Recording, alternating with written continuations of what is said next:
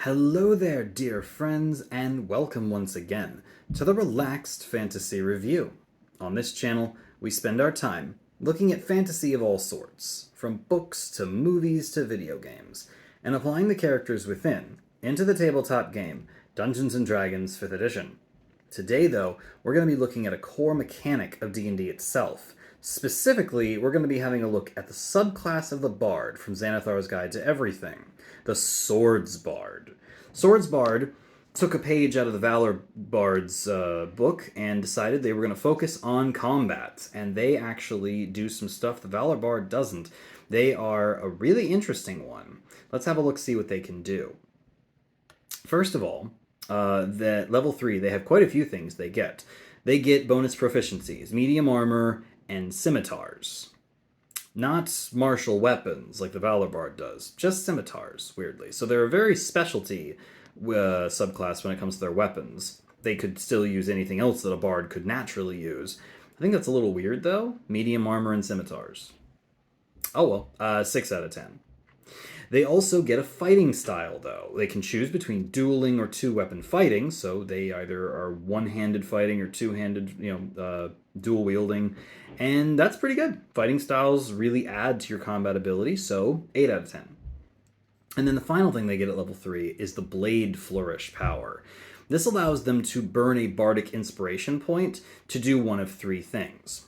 It can either gain you the ability to move extra distance on your turn to damage a second target that's near the target that you are attacking, or defend you by adding the inspiration die to your AC until your next turn. Personally, I find that defensive one really appealing. The idea that you attack, and all of these, by the way, add extra damage to your attacks. So the Blade Flourish, you roll your bardic inspiration die, you spend it, it adds that to your hit damage, and then enhances either your AC, your speed, or doubles your damage. It hits another target with more damage. All of this is good. Personally, I like the idea of adding 6, 8, 10, or 12 to my AC. That makes a bard be able to crank their AC up to really, really high levels. The only downside of this is that you have to use your bardic inspiration to do it. It doesn't have its own dice. So if you want to be handing inspiration out like a normal bard does, you're not going to be able to use your blade flourishes and vice versa. Still, the powers make up for it, and I say 8 out of 10 for the flourishes. Then they get extra attack at level 6. That's great. Fighters and other frontliners get extra attack at level 5, so one extra level ain't going to hurt anybody. So 10 out of 10. Extra attack's great. And then finally at level 14, the Master's Flourish power.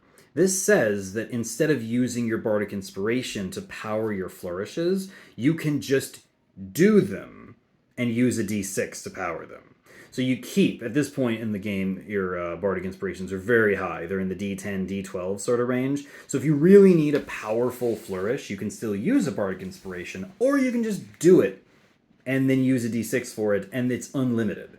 So anytime you need to get a little bit of extra defense or mobility or damage, throw a flourish on there and use a d6. This is great. This is what I wanted from the start. I would have taken like a d4 flourish, which then goes up to d6 and d8, and not been burning through my inspirations the whole time. Better late than never. 10 out of 10 for the Master's Flourish. I just wish that it had been like that the whole time. And all in all, the Swords Bard is good. I say 8 out of 10. I think their weirdly specific weapon choice drags them down a little bit. If you wanted to use any other sword, it would have been nice.